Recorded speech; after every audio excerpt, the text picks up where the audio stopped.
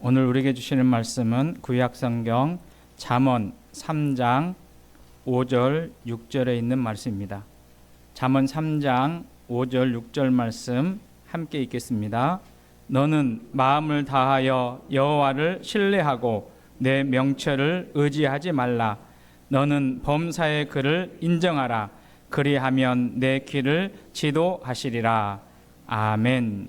우리 저 옆에 계신 분들하고 같이 인사 나누겠습니다. 사랑합니다. 사랑합니다.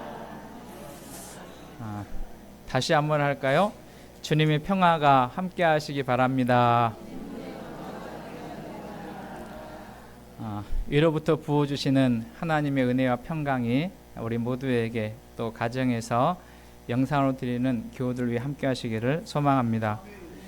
우리는 일생을 살아가면서 수많은 선택을 해야 합니다.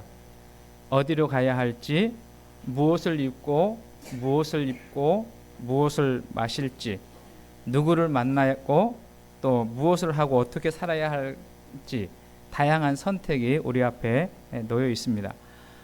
바른 선택을 하면 그것이 우리 삶에 풍요롭고 또 행복한 삶을 가져오지만 그러지 못한 경우에는 또 힘들고 어려운 상황이 전개됩니다. 순간의 선택이 평생을 좌우한다, 이런 말도 들어보신 기억이 있을 줄로 압니다. 오늘의 나는 과거의 선택의 결과이다, 이렇게 표현하는 사람도 있습니다. 오늘 우리나라의 환경은 지난 선택의 결과다, 이렇게 생각해 볼 수 있어요. 지난 10여일 동안 온 나라가 혼돈과 갈등과 아픔 가운데 이렇게 지나왔습니다. 이것은 하루아침에 일어난 것이 아니라 지난 선택이 오늘 이런 결과를 가져왔다라고 생각해 볼 수 있는 것이죠. 그러나 바라기는 이번 사태가 우리나라에 전화위복이 되는 일이 되었으면 좋겠습니다. 이전보다 더 좋은, 그리고 더 아름다운 그러한 나라로 발전해가는 기회가 되기를 우리 함께 기도하기를 소망합니다. 여러분, 하나님은 우리가 선택할 때에 우리의 길을 지도해 주시는 하나님이시다, 이렇게 성경은 기록되고 있습니다. 오늘 잠언 기자인 솔로몬을 통해서 6절 하반절에 보면 내 길을 지도하시리라, 이렇게 말씀하세요. 그러니까 우리가 가는 길을 누가 지도하신다고요? 하나님께서 지도하신다. 저는 이 약속의 말씀이 믿어지는 은혜가 있기를 소망합니다. 이 지도하신다라고 하는 말은 단순히 길을 안내하는 차원을 이야기하는 것이 아니라 그 길에서 우리가 만나는 어려움과 장애와 시련 가운데 주님께서 그것을 이길 수 있는 힘을 주시고 용기를 주시고 또 피할 길을 내어주신다라고 하는 의미가 있어요. 제가 주부에 쉬운 번역 성경으로 이 6절 말씀을 번역해 놓았는데, 6절은 뭐 어떻게 번역하냐면 그분이 너의 길을 형통하게 만들어 주실 것이다. 그럼 이 사실이 믿어지는 은혜가 있기를 소망합니다. 형통하게 만들어 주신다라고 하는 이 말은 문제가 없는 그것을 이야기하는 거 아니에요. 우리 일생을 살다 보면 예기치 않은, 그리고 전혀 생각지도 않은 고난이 찾아옵니다. 장벽을 만나기도 하고, 그리고 넘지 못할 산과 같은 그러한 문제를 만나기도 해요. 그런데 하나님은 멀리 계시는 것이 아니라 우리와 함께 하시면서 이것을 넘을 수 있는 지혜를 주시고 용기를 주시고 함께 주신다고 하는 그 말씀을 기록하고 있습니다. 저는 우리 성도님들이 주님으로 인하여 형통한 삶을 살아갈 수 있기를 소망합니다. 그러니 우리는 그분을 통해서 감사하고 찬송의 삶을 살아갈 수 있는 것이죠. 지혜로운 성도는 수많은 선택길에서 절망하고 낙심하는 것이 아니라 우리의 길을 지도해 주시는 하나님을 바라보고 그 하나님의 인도를 따라가는 삶을 살아가는 것입니다. 일생의 삶 가운데 선택의 연속인 삶, 우리 모든 삶 속에서 그 하나님을 인하여 우리의 입술이 찬송이 있는, 감사가 있는, 간증이 있는 삶을 살아갈 수 있기를 소망합니다. 그러면 우리가 걸어가는 우리 인생길에서 하나님의 지도를 받으려면 어떻게 해야 하나, 오늘 본문 짧은 절이지만 몇 가지만 간단하게 말씀을 나누려고 합니다. 3절에 보게 되면 너희 마음을 다하여 여호와를 신뢰하고 이렇게 기록합니다. 그러니까 우리가 우리의 길을 지도하시는 하나님을 경험할 때 하려면 뭘 해야 되냐면 마음을 다하여 하나님을 신뢰해야 된다. 저는 저와 여러분들이 온전히 하나님을 신뢰하는 성도의 삶을 살아가기를 소망합니다. 신뢰한다는 말은 하나님을 굳게 믿는다 이렇게도 해석할 수 있는 것이죠. 구약 성경 출애굽기를 읽어보면 히브리 민족을 해방시키는 하나님의 일꾼으로 누구를 부르시냐면 모세를 부르세요. 근데 모세는 광야에서 이 하나님을 만나고 하나님께서 그에게 해야 될 사명의 말씀을 주실 때 모세가 어떻게 하냐면 나는 할 수 없습니다. 나는 못합니다. 그렇게 이야기해요. 그러지 않겠습니까? 그 당시에 애굽, 이집트는 가장 강대국, 강한 나라였어요. 그런데 그 나라에서 군사도 보내주지 않고 최첨단 무기도 손에 쥐어주지도 않고 가서 히브리 민족, 내 민족을 해방시키라, 인도하라 그렇게 하면 어떻게 갈 수 있겠어요? 그런데 하나님께서 그 하나님을 신뢰하지 못하는 하나님의 말씀을 잘 이렇게 믿지 못하는 그 모세에게 하나님이 증거를 보여주세요. 그래서 지팡이를 던져봐라. 지팡이가 뱀이 되고 손을 품속에 넣어봐라. 그러니까 손에 나병이 걸렸어요. 그래서 다시 이 손을 품에 넣어보니까 그것이 깨끗하게 됐어요. 이게 무슨 이야기냐면 하나님이 모세와 함께 하신다라고 하는 그것을 체험할 수 있도록 보여주신 거예요. 그리고 모세는 그 하나님을 신뢰하고 그 하나님을 믿고 나아가는 것을 보게 됩니다. 저는 우리 성도님들 삶 속에 도저히 우리의 생각으로 경험으로 이해되지 않는 그러한 일을 하나님께서 지시하실 때에 하나님을 믿는 믿음이 우리 가운데 있기를 소망합니다. 제가 가끔 한 번씩 그런 표현했어요. 우리가 세상 살아가면서 큰 믿음 가운데 그리고 깊은 믿음 가운데 저와 여러분들이 흔들리지 않는 믿음을 가지고 살아가는 은혜가 있기를 소망합니다. 그럴 때 우리는 어떻게 하냐면 하나님을 완전히 신뢰하고 나아갈 때 하나님의 역사를 경험할 줄로 믿습니다. 또 5절 말씀에 보면 우리가 우리의 길에서 우리를 지도하시는 하나님을 경험하려면 첫 번째로는 그분을 신뢰해야 되고 5절 하반절에 보면 뭐라고 말하냐면 내 명철을 의지하지 말라 이렇게 말해요. 이 말은 어떤 의미가 있냐면 내 명철을 의지하지 말고 하나님을 의지하라. 우리가 이 세상 가운데 살아갈 때 하나님을 의지하는 자의 삶을 사는 저와 여러분 되시기를 소망합니다. 여기 의지하다라고 하는 말은 어떤 대상에 전적으로 몸을 의탁하는 것, 기대는 것, 이것을 의지한다 그렇게 말해요. 여러분 아이들 키워보셨잖아요. 아이들이 어떻게 하냐면 엄마 아빠 만나게 되면 전적으로 엄마 품에 안기지 않아요. 그것이 의지한다 그렇게 말해요. 우리 신앙생활은 무엇이냐면 우리의 삶의 모든 상황 속에서 전적으로 우리를 하나님께 기대고 하나님께 맡기고 그분의 인도하심을 살아가는 것 신앙생활. 저는 이 생활이 우리 가운데 흔들리지 않기를 소망합니다. 그리고 한 가지 또 세 번째 본 말씀을 통해서 하나님의 지도를 받으려면 뭐 해야 되냐면 첫 번째는 그분을 신뢰하고 두 번째는 그분을 의지하고 세 번째는 그분을 인정해야 된다 이렇게 솔로몬은 기록합니다. 여러분 3장 6절 말씀에 보면 너는 범사의 그를 뭐 하라고요? 인정하라. 그러니까 범사라고 하는 말이에요.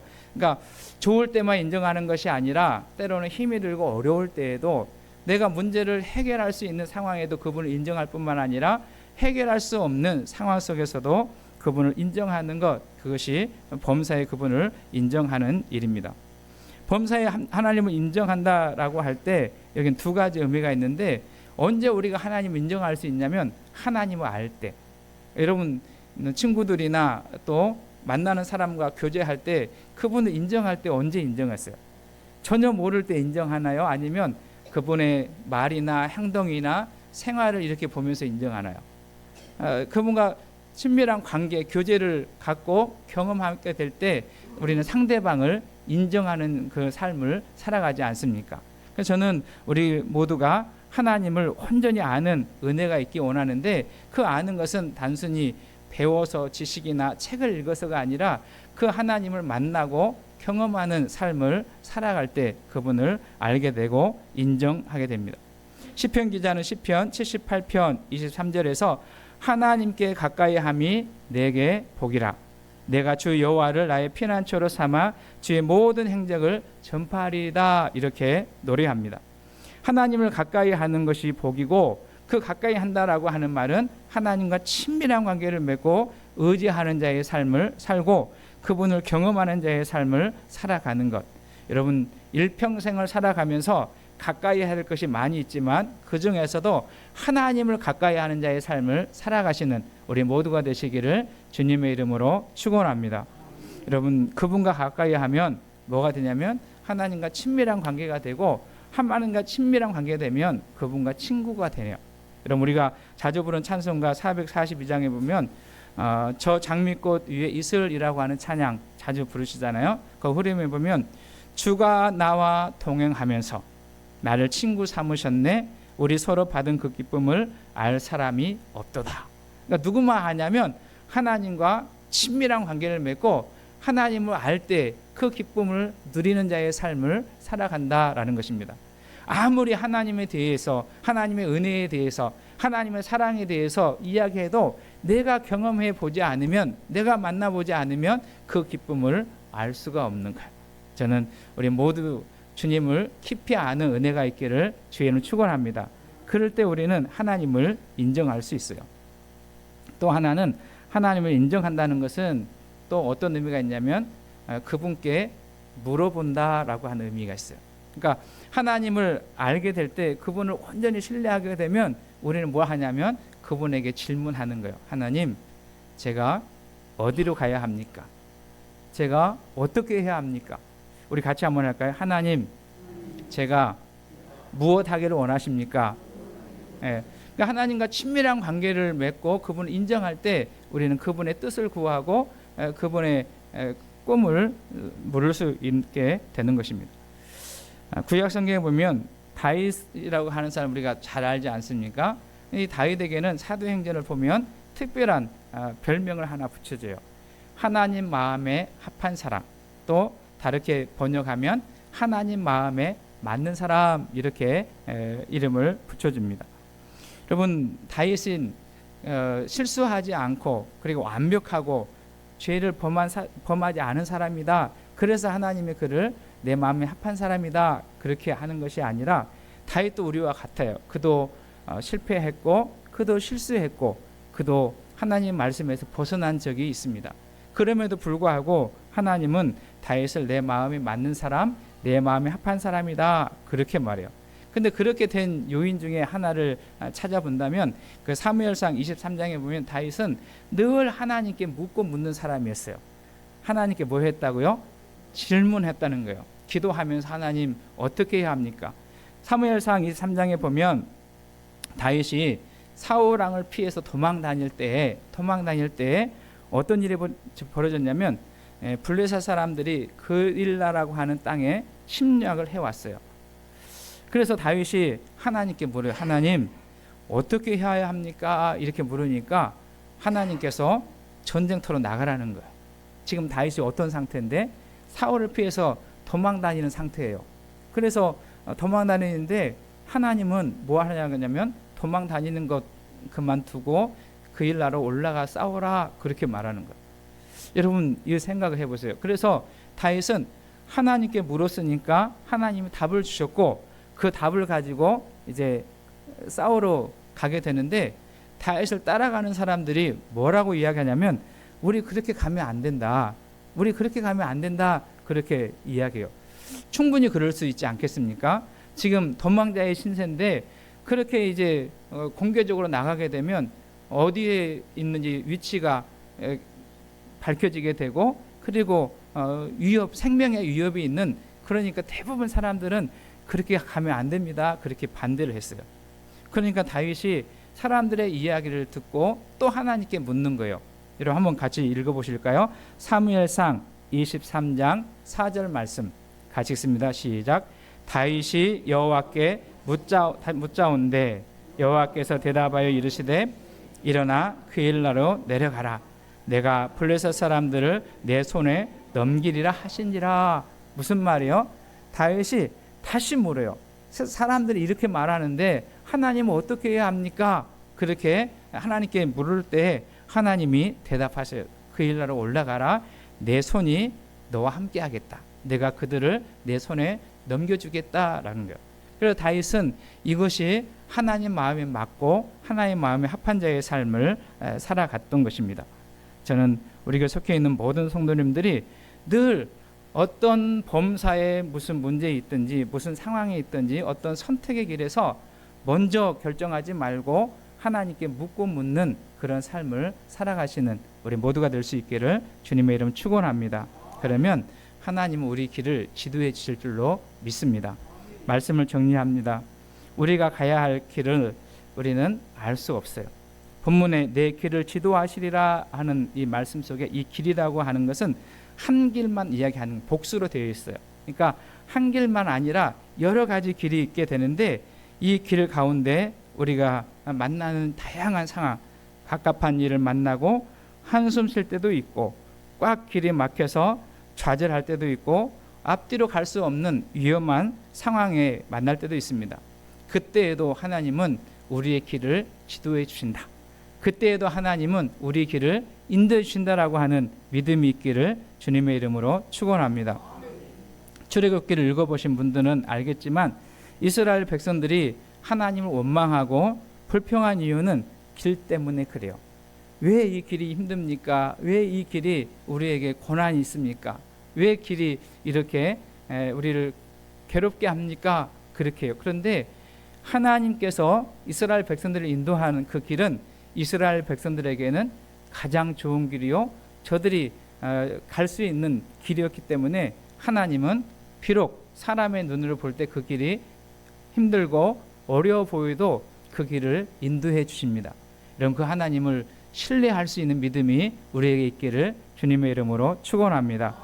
여러분, 하나님을 믿으십시오. 하나님을 의지하시고 그분을 인정하십시오. 그러면 하나님은 우리에게 길을 내주실 줄로 믿습니다. 우리가 만나는 인생길에 문제를 형통하게 할 수 있도록 우리를 이끌으실 줄로 믿습니다. 지금 우리나라는 너무 힘들고 어려운 시기를 지나가고 있습니다. 지난 12월 동안 우리의 눈에서 많은 눈물도 났고, 그리고 앞으로 풀어야 할 난제도 있고 극복해야 될 문제가 산적해 있습니다. 우리 국민들이 하나님을 의지하는 국민으로 다시 새로워졌으면 좋겠습니다. 우리 정치하는 사람들이 하나님의 지도를 받는 사람들로 새로워졌으면 좋겠습니다. 그래서 바른 선택을 하고 바른 결정에서 이 나라가 주님 보시기에 합당한 나라, 아름다운 나라가 되기를 소망합니다. 우리 더함교회도 매우 중요한 선택의 순간에 서 있습니다. 여러분, 나를 바라보지 말고 하나님을 바라보십시다. 내 뜻을 내려놓고 하나님의 뜻을 여러분 묻고 물어서 그 하나님의 뜻에 순종하며 나아가는 우리 모두가 되시기를 주님의 이름으로 축원합니다.